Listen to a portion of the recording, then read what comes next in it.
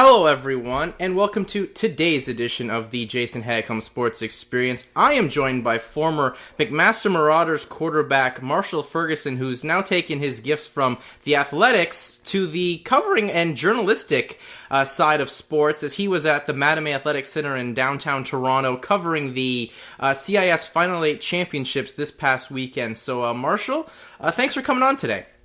No problem, thanks for having me. Marshall, my first question for you is, describe the experience this past weekend down at the Mattamy Athletics Center, which used to be the Maple Leaf Gardens, where the first big game in North America, a basketball game, ever took place. I would say we haven't seen this much excitement about Canadian University hoops in ever. Yeah, I definitely think that it was a well put together event. Ryserson did a great job of promoting the event. I know they spent a lot of money in order to kind of do it correctly and try and make it feel as real as it possibly could. I think that effort from them paid off by, getting kind of a who's who of Canadian basketball out to some of the games, and that increased the conversation, and it felt like a really cool environment to be around. There was national media there that was writing about, university athletics, which, as we all know, is not the typical occurrence with most of the events, but being a CIS championship, having it in the heart of Toronto, which is kind of the heart of basketball right now, and then having some of the best basketball players to come through CIS basketball in the last 10, 15 years on Carleton, Ottawa, and a couple of great guys on Ryerson, and having them all be local and having Ryerson be a real threat, beating the number 2 seed Windsor, even though the seeding was kind of skewed because Ryerson had beat Windsor by 20 during the regular season. It all kind of combined into creating a great experience, and I think they did a great job of putting the whole event together.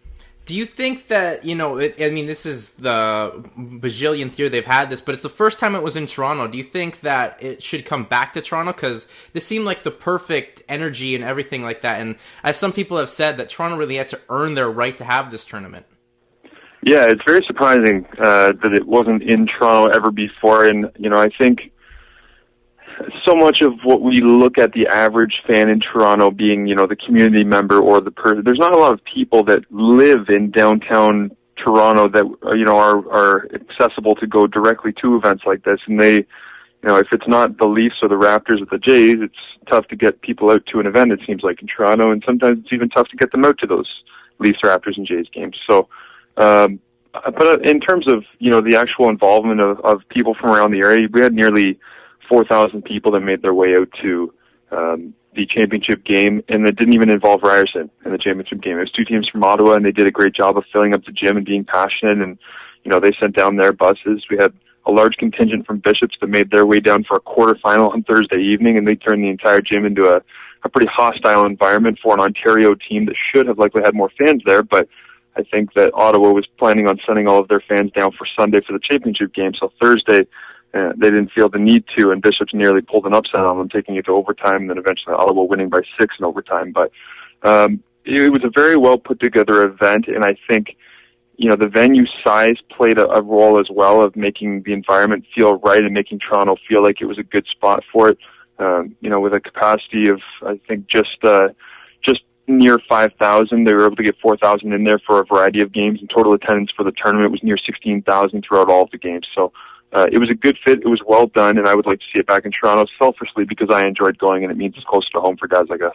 Absolutely, and honestly, the semifinals and the finals, the event just looked perfect on television. Like, everything looked fantastic. Sportsnet did a great job down there, and everything looked like a real crisp, proper, real deal sporting event, considering Canadian University doesn't get that kind of treatment most of the time. Yeah, and it's funny too, it looks great on TV, and we end up having a championship game that ends up 93-46 for Carleton, and the conversation that we always have surrounding not just the OUA, but CIS football is, some organizations don't want to put the product on television because they're worried about a blowout. If you get Western Waterloo and Western wins by 60, then it looks terrible, and nobody's going to watch, and that's not an attractive property. Well, I had this conversation this morning on my radio show with Amanda Weldon, and we talked about the idea that, there's a lot of great games that could possibly happen throughout any tournament, especially when you put as many talented players on the court at once as you do when you have a couple of OUA teams playing in an Ottawa and a Carleton matchup. And, Ottawa took a game from Carleton this year. Nobody watching that game yesterday would have believed. And on Thursday evening, when Bishops took Ottawa to overtime, that was extremely unexpected, and that would have been an absolutely massive upset, which would have shaken up the entire tournament. It would have, maybe even cleared the deck for an easier road for Carleton, if that was even possible. If Sportsnet had picked up every game instead of just the semifinals and the finals, they would have got themselves an absolute stinker in the first round with Carleton winning by 40 over the University of Saskatchewan. Then they would have got a really good game late at night, which, it became the most watched stream of a CIS sporting event ever, the Ottawa Bishops game did.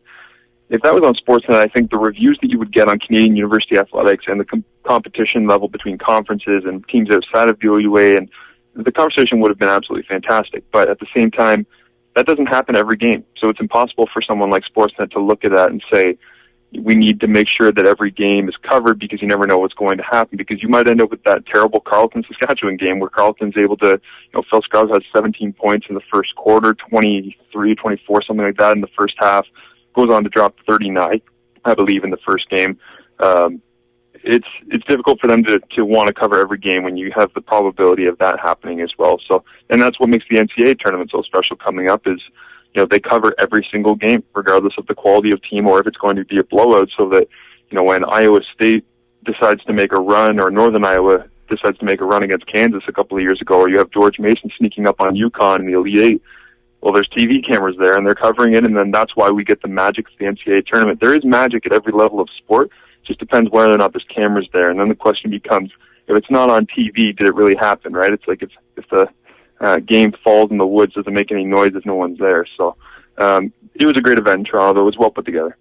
This is going to be my last question for you, I guess, Marshall, but since you've already brought the TV side of things up here, what's it going to take to get more CIS athletics on TV? Because there is a demand for it in both basketball, hockey, football, especially the football side of things.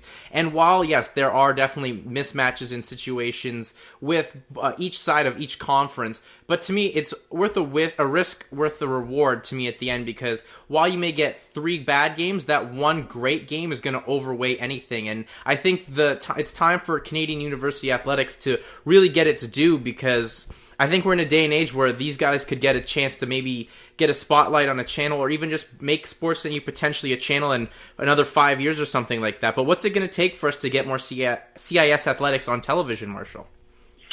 It's going to take a higher competition level across all participants, I think, is the simplest way to put it. You talk about the 3 games that are blowouts being equaled out by the 1 game that's really good, but the reality is, when it comes down to numbers and money and advertising and all of the things that make the television wheel spin, that's not a reality for the Sportsnets. And the idea of a Sportsnet U similar to an ESPN U is very sexy, and it, as a former athlete at the university level, I think it would be amazing, and I know I would love it, and I know I would love it now, but there just aren't many people. I was getting tweets this weekend from people saying that they wish they were watching tennis that was going on in a European event over there that wasn't a major, wasn't, it's like a primer for the French Open, and they were like, why isn't tennis on Sportsnet 1 on Saturday afternoon?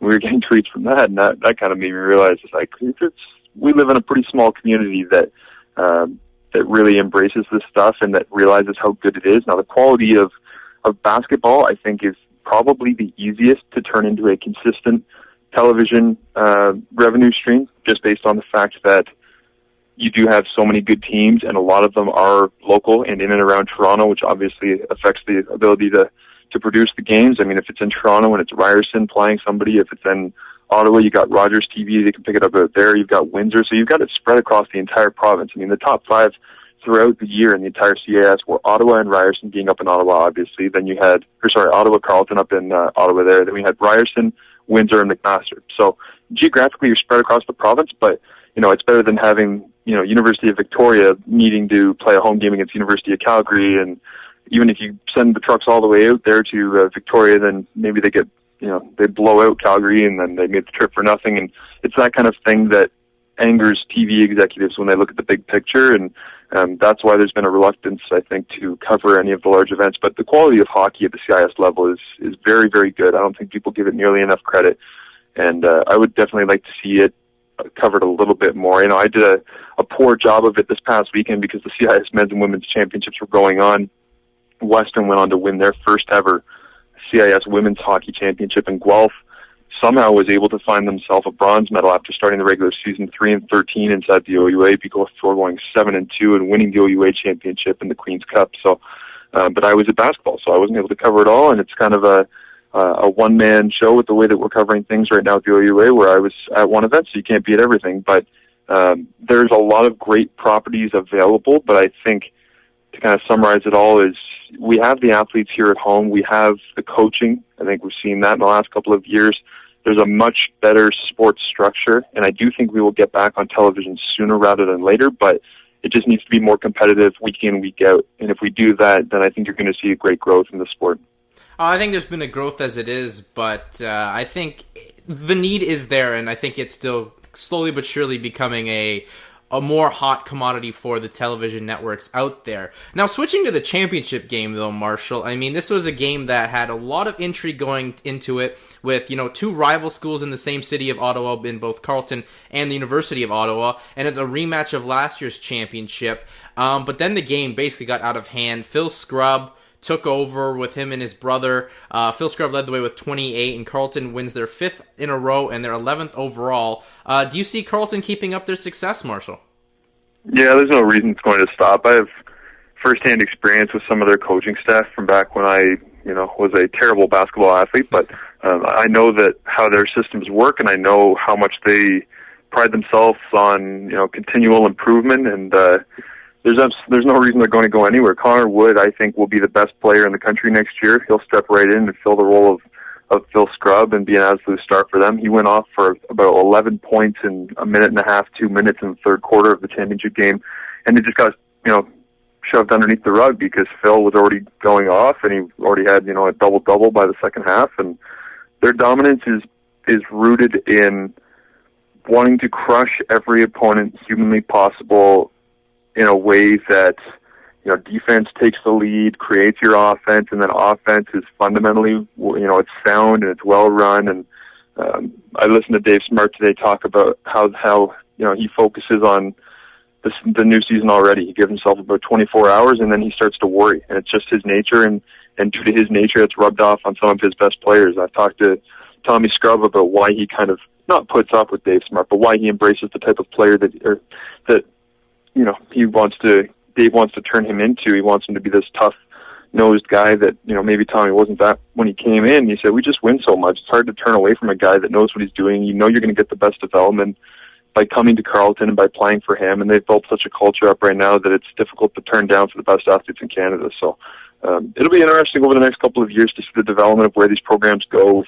Ottawa losing Johnny Brahim Mescal, and Ryerson loses Jamal Jones, their point guard, who was a 5th year, played his last game, winning the bronze on Sunday morning. And it'll be a big-time question moving forward, but I think Carleton definitely has the firepower, the coaching, the systems in place that they shouldn't be going anywhere. Well, I think obviously to me one of the big keys is Carleton head coach Dave Smart, who's really been the most successful basketball coach in the nation. Done it all really at the OUA level now with his 11th CIS National Championship. I guess I have 2 questions for you here, Marshall. What left is there for Dave Smart to do, and do you think he should get a look by some NCAA schools potentially? Yeah, I saw a tweet yesterday from somebody questioning why an NCAA school hadn't thrown a ridiculous amount of money at Dave yet, trying to get him down there. And for all we know, he might have. He just doesn't talk about it. He's a media-friendly guy. He's good on the radio, but man, does he hate scrums. And he does not enjoy putting up with the daily in and out of why are Phil and Tommy so great, and what is Connor doing to be successful, and little questions like that your beat writers want to get to write their stories about. He is a guy who loves to live behind this wall of secrecy and saying that all they've really done is work hard, and he's very coach-speaky, and he doesn't really give you much.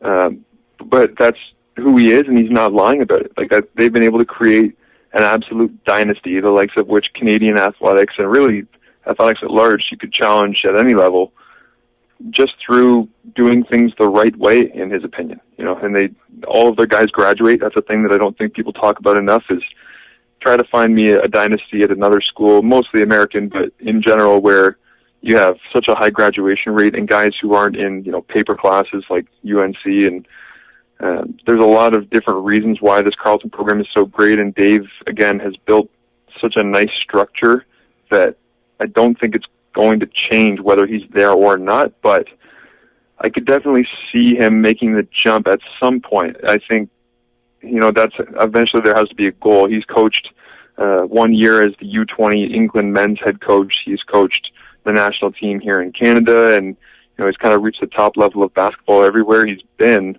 And the one place he hasn't really attacked has been American basketball. And for a guy that's this successful, it blows my mind every time I think about it, that how he cannot get bored. I know winning isn't boring, and he's got a couple of young kids, and he enjoys Ottawa, and he's found himself a home. He's very successful, and he probably makes a decent amount of money here that he doesn't need to run away or anything. But you would have to think at some point human nature would take over and want to take the next step, take the next level, and try and be, even greater on the biggest stage, which might be the NCAA or similar to Scott Morrison, who left Lakehead to go down and coach the Maine Red Claws in the NBDL. So there's a lot of things that boggle your mind about Dave Smart, thinking that he should probably go and take something bigger and better, but then you look at the way that he approaches day in, day out at Carleton, and you're not really surprised that he hasn't made the jump.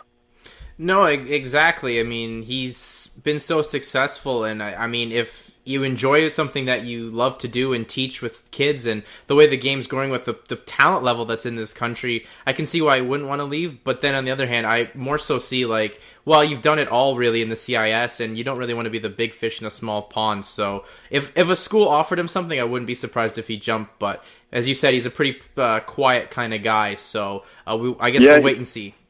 Yeah, he might have already got offered something too, right? That's something that people always talk about is, do you think Dave Smart's the kind of guy where if he was offered, he would come out and say, well, San Diego State talked to me and I turned them down? No, he's just going to keep it to himself and say, no, I like being here. I like doing what I'm doing. And I think, this shouldn't be lost in the conversation either, is Dave has talked openly about Phil Scrubb saying that there's no NCAA player that's better than Phil this year, and he gets the best athletes in Canada, and he recruits them, and he develops them, and he turns them into these absolute machines that can play professionally and are fringe NBA players. Maybe Dave wants his legacy to be about more than the number of championships, which, every year we talk about it, and every year we add another tally to the end of the list, and right now it's at 11 over the last 13 years, including 2 sets of 5-year championship runs.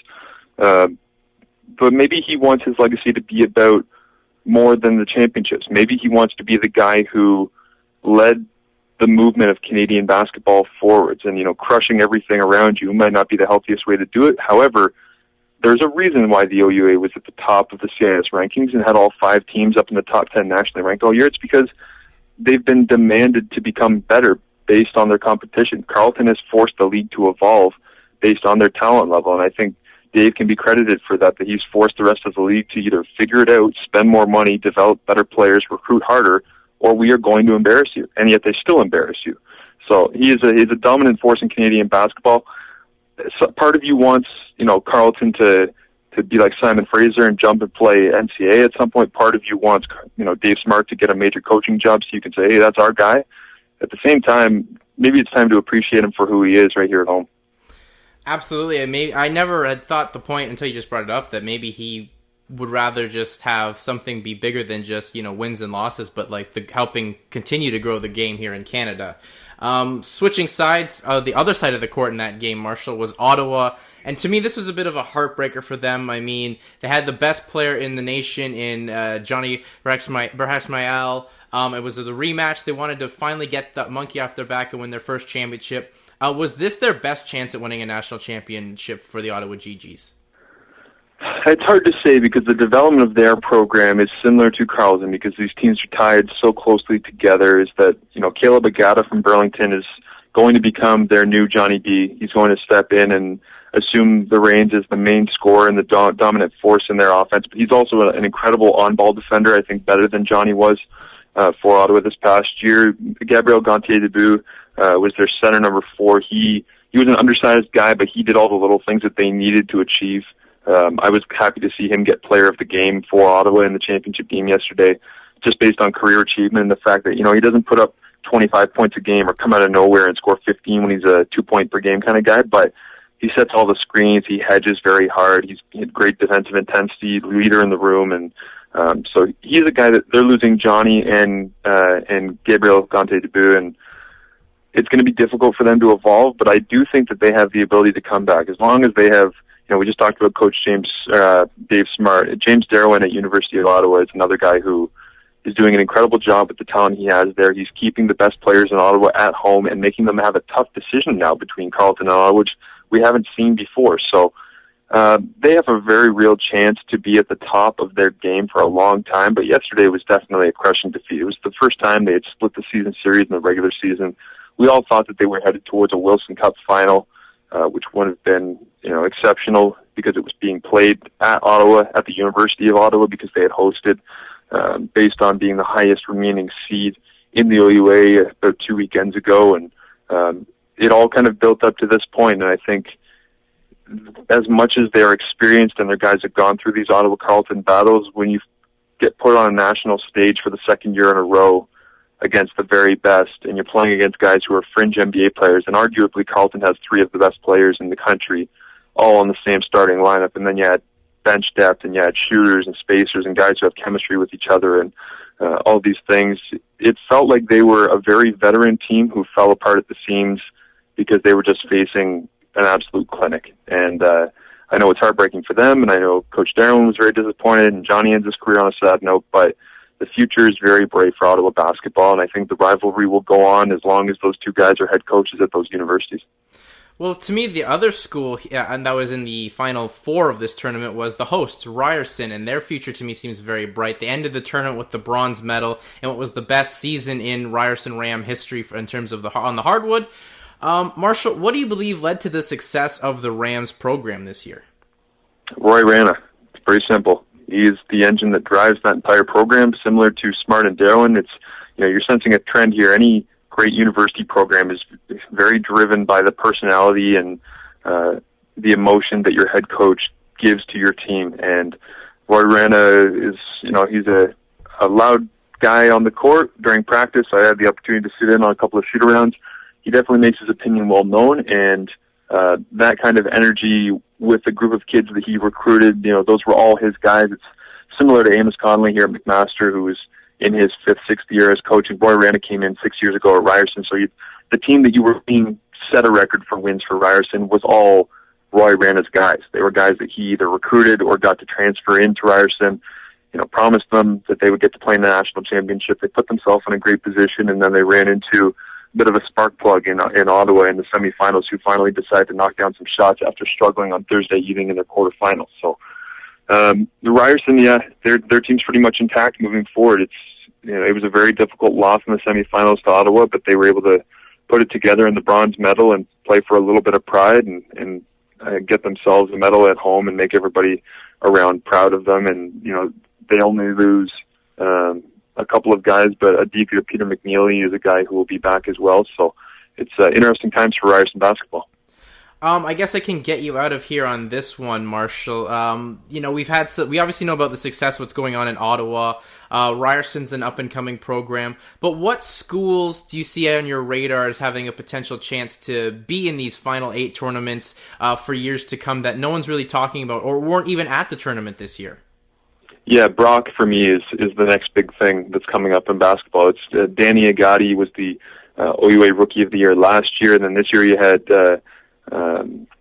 Janelle Simpson as well, who was the CIS Rookie of the Year. And I talked with him at the CIS banquet and just kind of said, you guys have got length, athleticism. You've got a great coach in Charles Kissy, who's worked underneath Dwayne Casey of the Toronto Raptors a little bit and has done some internships. And I know I talking to Coach Kissy at that CIS banquet, he was headed to Dallas for a coaching clinic, and he was sitting with the Lakers for a couple of days to learn. And so he's a guy who's learning his craft at the same time that he has back-to-back Rookies of the Year inside his program and then good bench depth. And they're a team that historically, with Brad Forbes not long ago, was able to win a CIS championship, but they've kind of fallen off the map since then, and it's been all Carleton all the time. But they have a ton of athleticism, and I'm talking to Janelle Simpson. I just said, if you guys figure it out, how dangerous do you think you can be? He's like, there's no limit. There's absolutely no limit. And you would love to see a team like Brock enter the conversation, because what I talked to you earlier about starting to pick up the competition across the entire league and across the OUA in the country. If you have Windsor, who will always be competitive because Chris Oliver is an incredible recruiter and a great coach. You have Amos Conley building something special at McMaster. You get Ottawa and Carleton and Ryerson all being feisty and always being in the top 5 conversation. If you can add in a U of T playing well, maybe Lakehead gets a couple of recruits from outside of the box like they've done before. Maybe you add in a Brock, who's kind of, in the middle of, people go, where's Brock? Because they don't have a football program. Well, they're a really good school. They have a lot of great athletics programs and teams and recreational facilities as well. So they do a great job of promoting their events, and it would be nice to see Brock added to the conversation, because then we go from having, 5 teams in the CIS top 10 to, maybe we open this tournament up, and instead of saying, it's 8 seeds and it's the top conference winners from each and the loser of each conference championship game, and then we'll add a couple of at-large bids to, let's make this, a 12-team tournament. Let's make this a 16-team tournament if we get healthy enough, and only if the whole country is healthy enough to do that, where the product is still good. Then you turn it into more of a nationwide conversation, because there's more schools involved and the strength of the tournament is greater. And that is what has made March Madness so great in the United States, and it has a very real possibility to be able to be accomplished here in the next 5-10 years.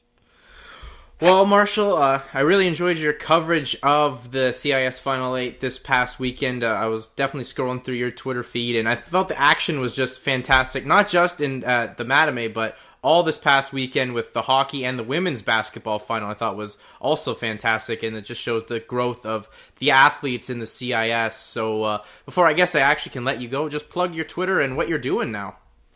Yep, it's at March2 Ferguson is the personal one, and at OUA Today is the coverage we're doing for Ontario University Athletics, and we will be just kind of, like you say, plugging away right now. It's pretty much winding down in terms of championship season, so be lots of human interest stories coming your way instead of game scores and recaps. But this weekend was definitely a lot of fun.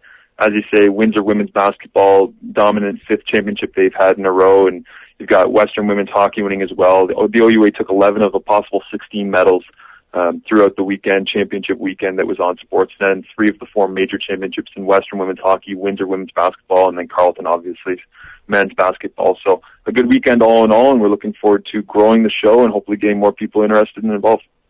Well, Marshall, thanks for coming on again. Always a pleasure talking to you, and we look forward to I look forward to getting you on in the future again. Sounds good. All right, and with that, that's going to do it for today's edition of the Jason Hackam Sports Experience. That's it.